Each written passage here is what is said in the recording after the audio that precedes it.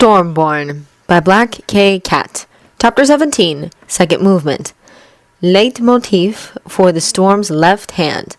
Leitmotif, a musical theme given to a particular idea or major character of an opera.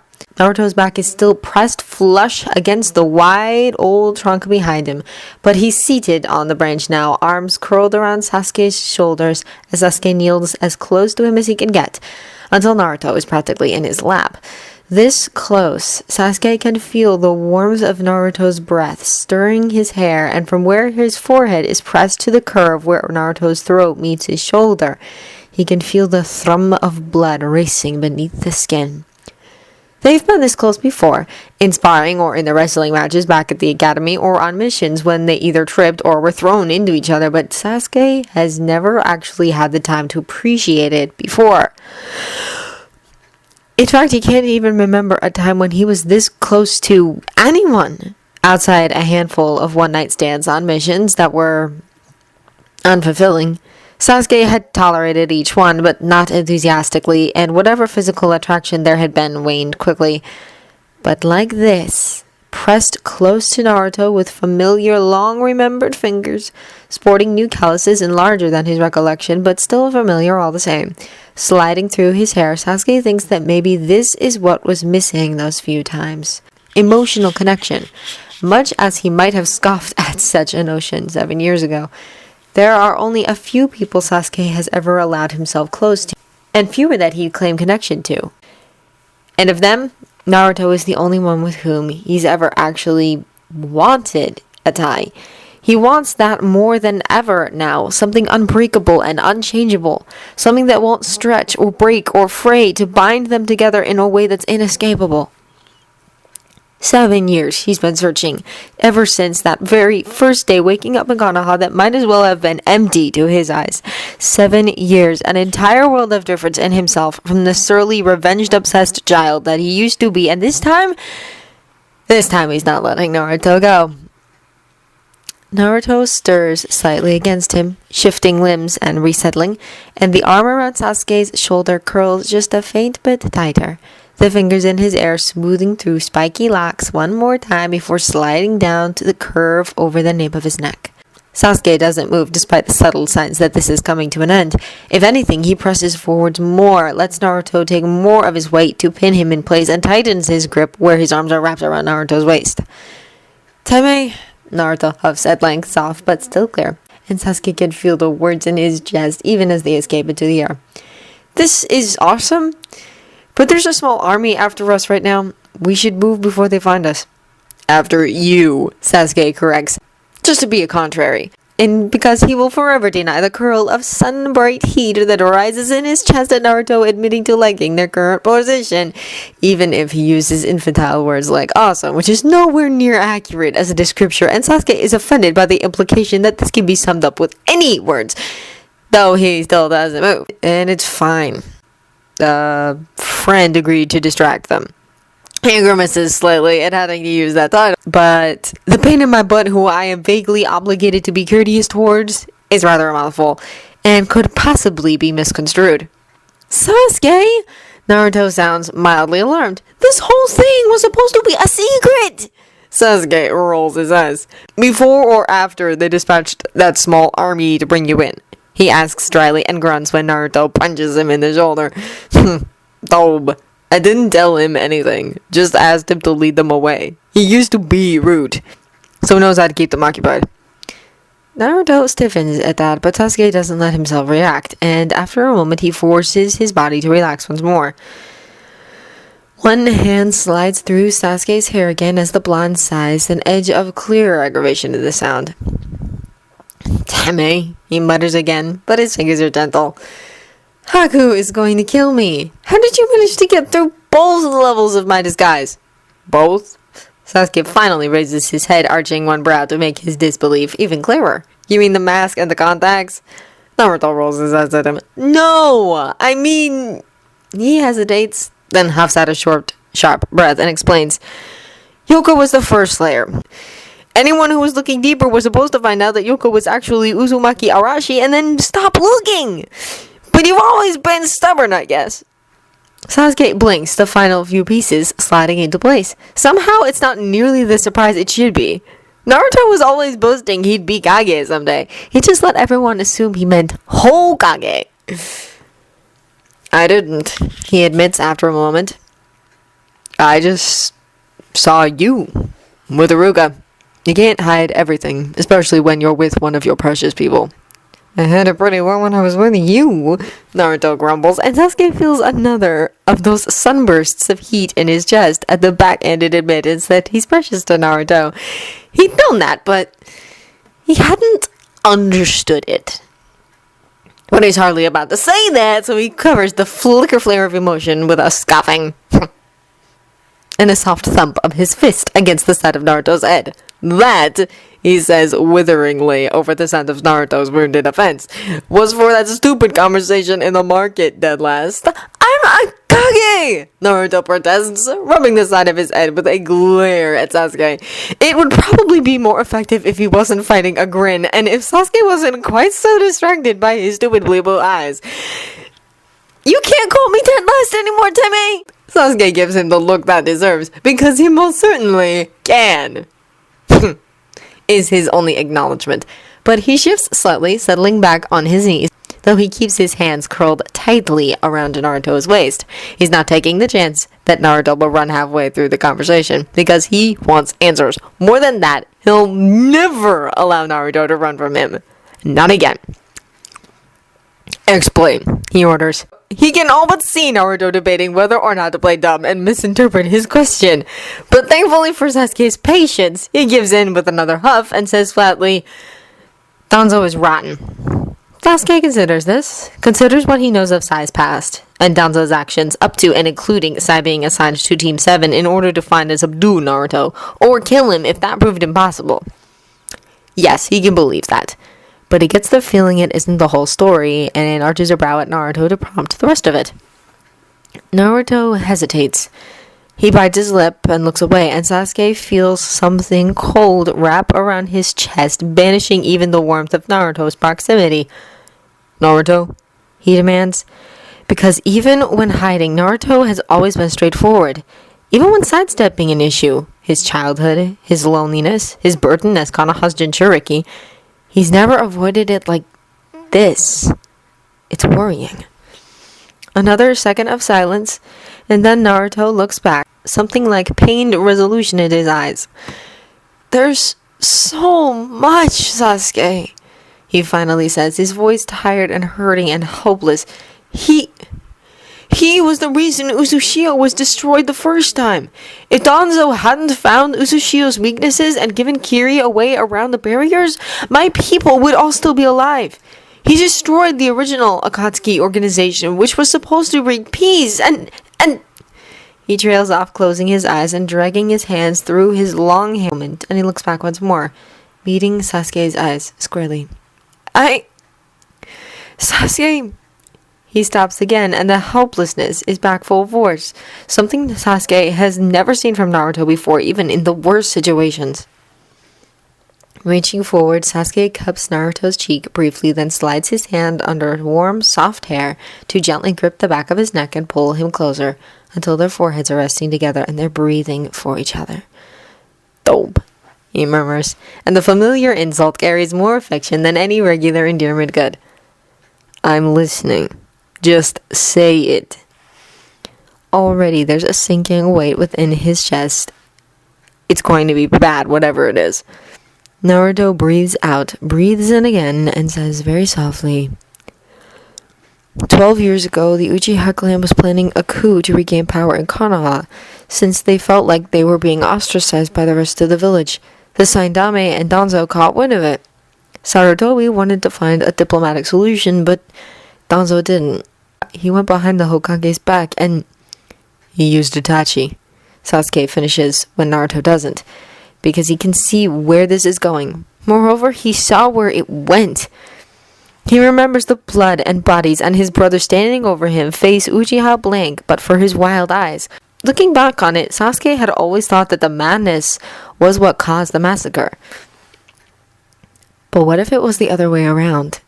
He closes his eyes, torn between grief and fury, both equally white-hot as they churn together in his gut, and a strange, overwhelming, staggering sort of relief.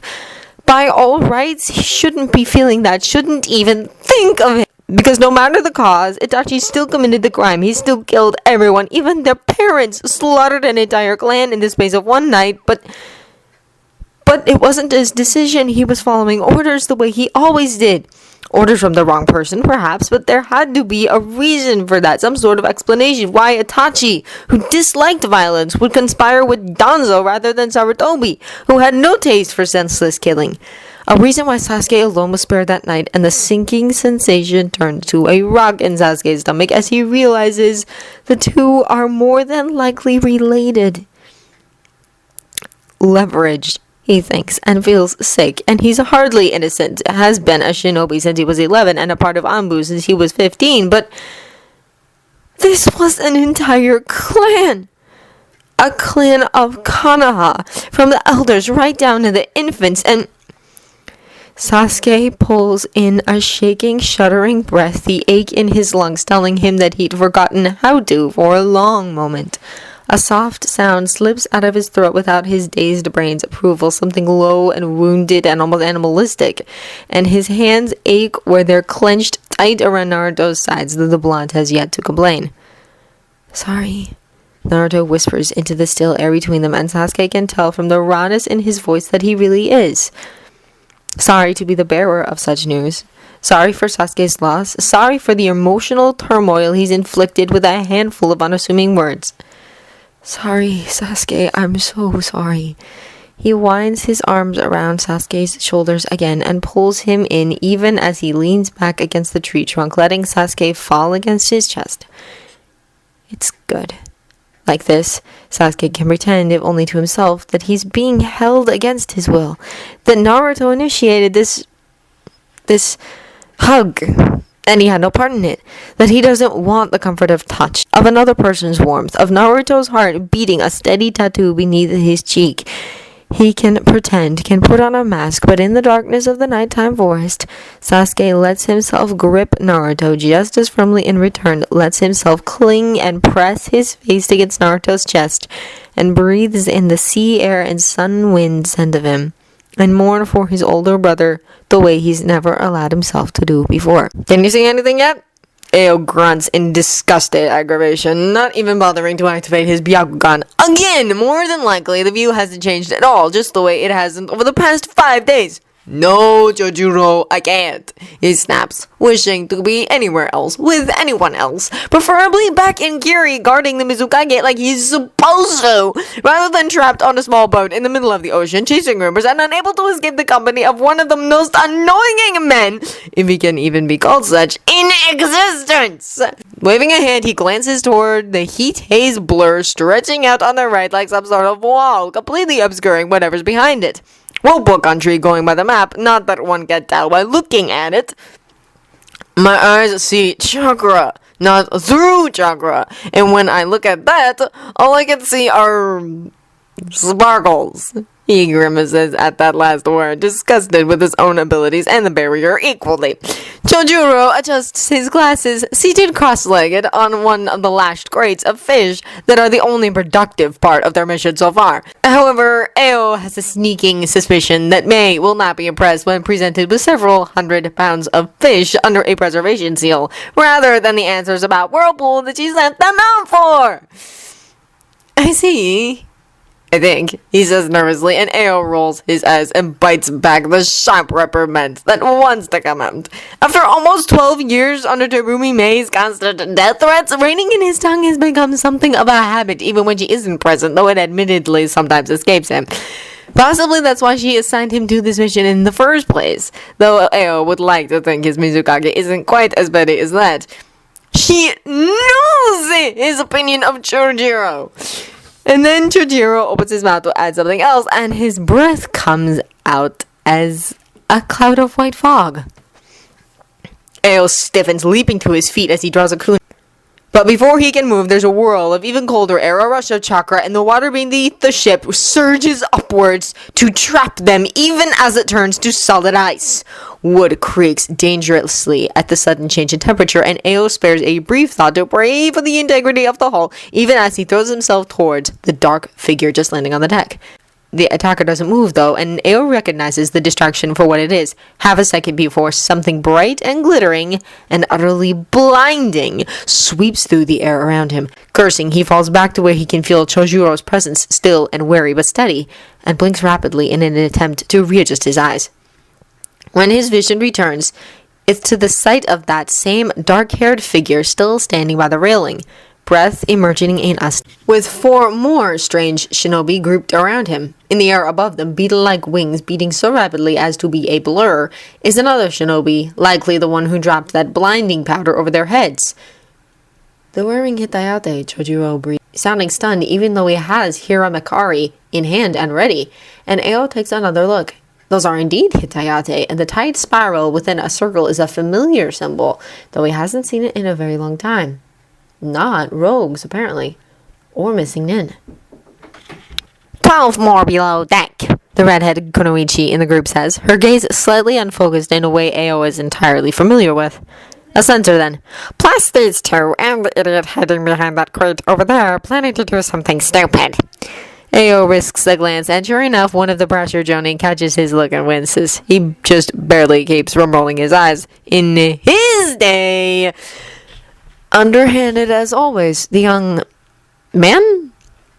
Woman? Well, the one at the front of the group says it with a faint smile, one that doesn't reach hard brown eyes. The shinobi's attention shifts and he looks at Ao, clearly identifying him as the leader. Kirigakure should be aware that these waters belong to Whirlpool country. He possibly says politely, confirming Ao's suspicion that these 5 aren't just some ragtag band claiming a piece of territory, not if they're defending Whirlpool as a whole. State your intentions here, or we will be obliged to remove you, with force if necessary. Haku, the tall orange-haired man just behind the brunette, makes an aborted movement as though to step forward, and the dark-haired shinobi stills. A breath, and then she nods faintly. Yes, Jugo, I am aware of our orders. That sharp gaze flickers back up, locking with Ao's, and the shinobi raises an elegant brow. Your explanation? Your identity? Ao retorts. Who are you? Give me a reason I should be explaining myself to you. The leader's eyes narrow faintly, but the answer comes unhesitatingly. I am Haku, chief bodyguard of the Yoindame Uzukage. This is Uzumaki Karin, head of our center division. The redhead Kunoichi huffs and pushes her glasses up. Jugo of Otogakure, a polite nod from the orange-haired man, and Uzumaki Anzu and her husband Ken, 2 of our elite jonin. The pair to the left, a woman with red hair so dark it's nearly black, and a man with the fair hair and dark skin common of Kumo, incline their heads, though their gazes never waver and their hands remain securely on their weapons. But Ao's brain is stuck somewhere around Uzukage and the gravity with which it was spoken. Not an imposter, not a fake, but a Kage, one whose people respect them, one with a village large enough to have both a censor division and elite jonin. So this is why there's been a sudden decrease in missions for Kiri coming from the islands. This is why Whirlpool has been covered in a barrier strong enough to keep out a veritable army and has secluded itself apart from a few clandestine trade routes with some of the smaller countries. After all, a village is weakest during its construction, or its rebuilding in this case, and its Kage likely wanted to conceal all knowledge of it from those who might take advantage.